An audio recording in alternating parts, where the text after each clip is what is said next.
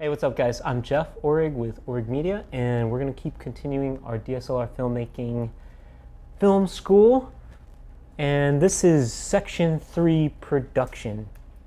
Here's just a quick overview of what we're going to cover, and this is pretty extensive. So each one of these, I think we're going to talk a little bit about, at least a little bit about.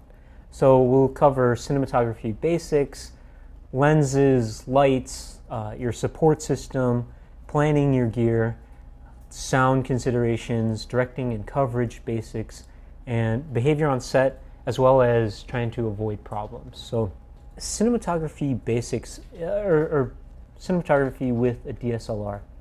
And basically, most DSLRs, or like what we consider to be DSLRs, they are, DSLR stands for digital single lens reflex, and essentially sort of what that means is that you can change lenses. There are other cameras that aren't DSLRs where you can change lenses, but I think they still sort of fall in the same class of camera, like micro four thirds cameras, or even the Sony interchangeable lens cameras. Those are mirrorless cameras. What DSLR really means, though, is I have an image here that the light comes through the lens. This thing is a kind of a broken down version of a lens, and it bounces off a mirror into the viewfinder. So if we were to open this guy up, you can see that there's a mirror there. I don't know if you can see that, so Gabby's going to focus in for us, but there's a mirror in there. The light comes in and then it bounces through, and then you're able to see the image through this viewfinder. I'm just going to close this up. And that whole system is referred to as a single lens reflex system. And I don't know the exact history of it, but it became a standard in photography at some point in the 1900s. I don't know exactly when. And cameras have continued to have that design even into the digital era. Though, as I kind of mentioned earlier, there are cameras that don't have that mirror system. They're mirrorless, like the Micro Four Thirds systems or the Sony systems. So, but I think the term now, people are starting to use the term interchangeably with Micro Four Thirds systems and traditional single lens reflex systems. But anyway,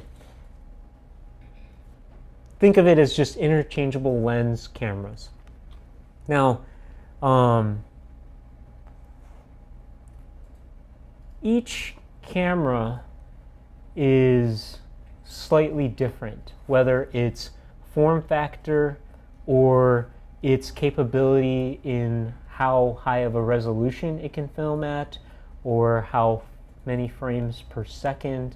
And we'll go deeper into explaining the differences of each feature, and then and you'll see how it affects the image quality and the video quality at the end. We'll also talk about lenses, but some kind of basic things to think about for lenses is the quality of a lens depends on a few factors. One is, what is the quality of the glass? And the better quality glass, the better quality image that you'll get. Also, you probably can't see it on your lens, but modern lenses are coated with various types of coatings that affect the way the light is going to hit the sensor. And the better quality lens, then the better quality coatings, and it creates a better image. Also, a feature that you want to try and find in your lenses for video is stabilization. Does it have stabilization built into the lens? And can your camera take advantage of that stabilization? It's possible to take this lens and put it on other cameras, but if you use an adapter, that adapter may or may not be able to take advantage of that stabilization. So having stabilization is good just to make your image better, possibly more stable when you want it. And then also build quality. Is your lens made out of high quality metal, or is it made out of cheap plastic? That will affect not really necessarily the image quality, though it may, due to any kind of warping that might occur in the lens from heat or cold, or just for durability's sake. So that is just very, very kind of basic rundown on what you might look for in a DSLR. What I thought I'd do is just sort of tell you the very basics on how to record a video with a DSLR and just the considerations that you want to think of when recording. So I think the first thing you should set is the frame rate. What you want to consider is, what's your final output going to be? Are you planning on shooting, do you want to shoot slow motion material, or do you want to shoot it to make it look more cinematic, or does it need to go on broadcast television and you want it to have more of that video look?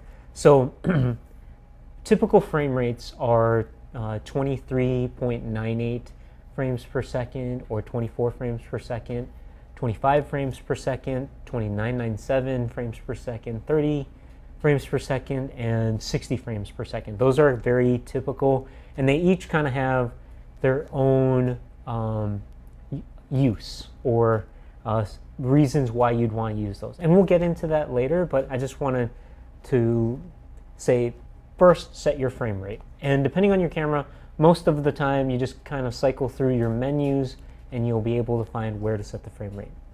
Then the other consideration also is the resolution. Canon cameras, for example, can shoot 1920 by 1080 at 23.98 frames per second and 29.97 frames per second. They can also shoot 60 frames per second, but at that frame rate, it's a lower resolution. It's 1280 by 720. It's still HD, but it's a lower resolution HD. And sometimes you want that high resolution, and other times you want the higher frame rate. Maybe if you're able to, it might be nicer if you have a camera that's capable of shooting 1080p at 60 frames per second. That might be something you want to look into. But even if you do that, we'll get into it later, but there's also other considerations. You'll need more light to expose the image properly at that point, or at least more sensitivity on the lens. So those you kind of set, and you can leave throughout probably most of your shoot, unless there's some special situation where you want to change frame rates or resolution. But then typically you're going to be setting exposure all throughout the shoot, different exposures for different situations. And exposure is determined by three different things. One is how sensitive you set the sensor, and that's referred to as the ISO. ISO measures something's its sensitivity to light. So let me rephrase that. So ISO in photographic terms is a standard that measures the sensitivity to light. And initially it was meant for film. So you would load rolls of film into your camera, and that film would be ISO 100 or ISO 200 or 800 or whatever. And you were stuck with that. You could only shoot, once you loaded that film, that's 800 speed film. But in the digital era, we have the luxury of now being able to change ISO from anywhere from like 100 to the Sony A7S can go to like 400,000, which is insane. So that's one area that you're going to need to adjust. What's the ISO? What's the sensitivity of your sensor? Next, you're going to set the aperture. And we'll get more into this, but the aperture is the size of the opening on the lens. And that's controlling how much, one of the ways in which you can control the amount of light that's going to hit the sensor. Aperture also controls depth of field. It controls how much or how little is in focus. The third thing you want to set is the shutter speed. And the shutter speed is the amount of time that the sensor is exposed to light. And then next, or even before the setting the exposure, or at least roughly setting the exposure, you want to set the color balance. And color balance is determined by the types of light that are affecting your image and what kind of effect you want to make. So what this means is